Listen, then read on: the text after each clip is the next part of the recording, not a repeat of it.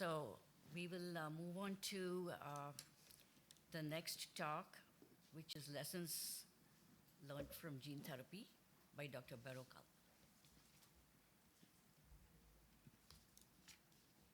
Thank you very much. Actually, my sister is the expert in this topic, but I will talk to you about the vascular polymer experience. So we know that vorticine is Luxturna. It was FDA approved in 2017 for the treatment. Okay. For the treatment of RPG65 mutation associated retinal degeneration. And it is associated with severe visual impairment at birth that can progress to complete visual loss. So, what have we learned about the surgical technique? Well, it is very important to remove the hyaloid, and it tends to be easier if you start near the fovea, as it is shown there. And the flex loop is very useful in inducing the PVD, and you will always be helped if you use triamcinolone. Basically, you can see here how this is done. The other thing that is important is to bevel the tip of the cannula and check for the injection pressure. So here, we're cutting the tip at an angle, and that will make it easier when it's actually penetrating the retina in these patients. So removing the hyaloid and then going in at an angle. Using a microdose injector will give you more controlled delivery than actually using manual. And it is better to make 2 blebs than a very high, thin bleb. And at the beginning, we were detaching the area of the fovea, but now we know that that's not a good idea because you can induce a macular hole. So basically, here you can see doing multiple blebs is actually better than just doing one big bleb. Intraoperative OCT is very useful because you can check the height of the bleb. This is a case where, the fovea was detached and you can see how thin it gets, so you can see how easy it is to actually pop that. 3D surgery is ideal for this type of surgery, the Ingenuity. And here you can see, because you can change some of the parameters to tissue detail mode, which will let you see better. You can use green if you're staining the ILM, and you can see how well, you can see all the structures there. And the staining with the triamcinolone. Detaching the hyaloid in the posterior pole.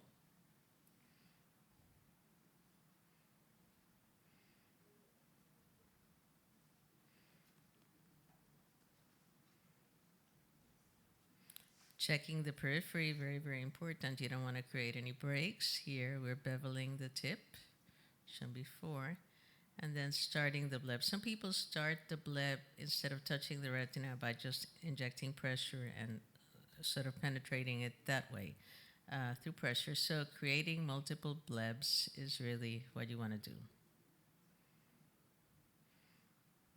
And at the end, there's always vector that goes into the vitreous cavity.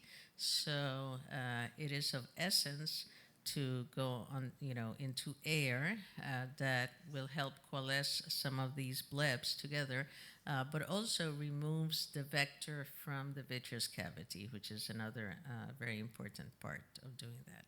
And if you do the injection instead of manually, where it's very inexact, if you do the injection with the injector, you can control how quickly the fluid is going in. And this is just checking with the intraoperative OCT for that. Going into air, make sure you remove all of the vector. And then subtenon's triamcinolone, besides antibiotics, is very useful in these cases. Using these lenses, it makes it much easier. The Oculus Lens C gives you a much better view when you're doing these surgeries, and they also have a lens that is caught in both edges. So if you're doing a small child or if you're doing, a person with a prominent nose or whatever, it will allow you to actually get a much better view. There, you can see the view with that lens. It's much better than any of the other lenses, out there. And we have a patient here who has significant, pigmentary disruption, but you can see the periphery really well as you're doing this whole maneuver. Going to air, as I mentioned, to remove all the viral vector is of essence.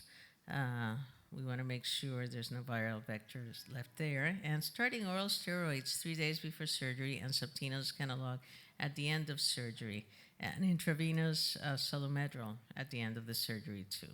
So post-treatments, what are some of the lessons that have been learned? This article was focused on characteristics and growth rates of Luxturna chorioretinal atrophy, which we actually see in some of the areas of injection over a mean of 2 years. And 14 patients were followed for 27 years. And we see several, types of atrophy. The touchdown, which is at the injection site, the nummular, as you can see, and B, perifoveal, and mixed, which is a combination of all of the above. Growth rates for each atrophy subtype outpaced multifocal geographic atrophy in AMD. Perifoveal is the fastest growth rate, nummular intermediate, and the touchdown the slowest. At Bascom Palmer, they have a total of 13 pediatric patients. 26 eyes were followed for 5 years. 9 of the 26, 34%, went on to develop chorioretinal atrophy. The patient characteristics were a mean age of 8. Atrophy-positive patients, the mean was 9.4 years of age. So basically, the hypothesis for this is that tissue indentation from the injection cannula causes that, shear forces from the fluid propagation, the speed and the force that we're doing this, trauma from the transient retinal detachment, vector toxicity, target overproduction, inflammation, and other mutations. So we see chorioretinal atrophy in 35% of treated eyes in children. Touch atrophy was the most common type. Nummular lesions were typically the largest lesion type, perifoveal, and nummular atrophy most likely to progress.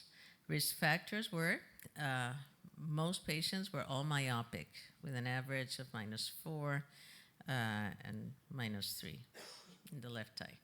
So the implications gave us some surgical technique modifications, avoid foveal detachments because we don't want atrophy in the fovea and we don't want to create macular holes, minimize the RPE touch, so sometimes we're using the fluid to penetrate into the retina, use automated injectors, decrease the speed, suppress surgical and drug inflammation, maintain oral steroids pre and post-surgery, posterior subtenons, intraoperative solumedrol, and topical prednisone and difluprednate.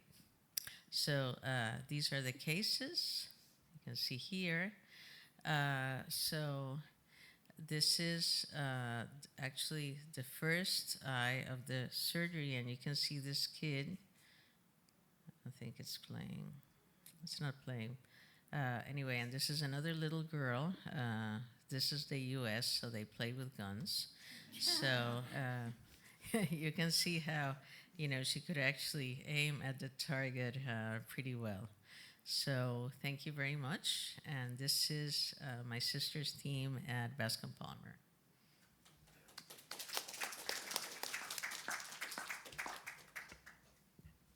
Open for questions. Yep. Maria, thanks for a great talk. So for the pigmentation after the vector delivery, is it associated with poor vision in the patient? And what does that imply? Does that imply actually it's a good sign that RPE cell were activated or functioning after the transduction of the viral vector, or is a toxic effect? What's the current understanding about this? Well, that's what is not really known. They think it's more of a damage. We do see this pigmentation in many of the other gene therapies that occur. If it's at the site, we know that it's actually trauma from the injection site. But that's why the vector is not being injected in the area of the fovea. Okay, that's why the modifications of the technique occurred. Anyone else has a question?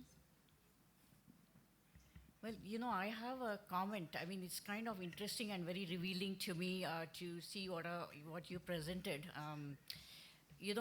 One of the things that we read, now I'm not a clinician, so I'm not the expert on this aspect, but one of the things we read in terms of the RP65 gene therapy that was carried out was the best visual effect was, in fact, in the area of the injection, just surrounding the site of injection. And in fact, it didn't have a really large spread beyond that immediate vicinity of the injection site. So is this going to sort of cancel that, whatever benefit might be obtained in terms of the gene therapy vector, Because, see, what you show is that damage occurs right there and it's related to...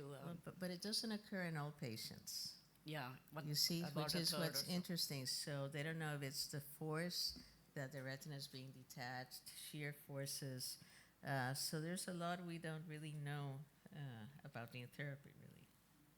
Okay. As a follow-up question, because you mentioned that you would avoid the foveal area, do you still see improvement in function over the foveal area, even though the injection sites are peripheral? Yes, because it's injected in the posterior pole, but not the problem with the foveal area, and you have it any time that you inject subretinally, is that if there's a lot of fluid, you can create a macular hole in those patients, which would compound the problem. Thank you. Thank you.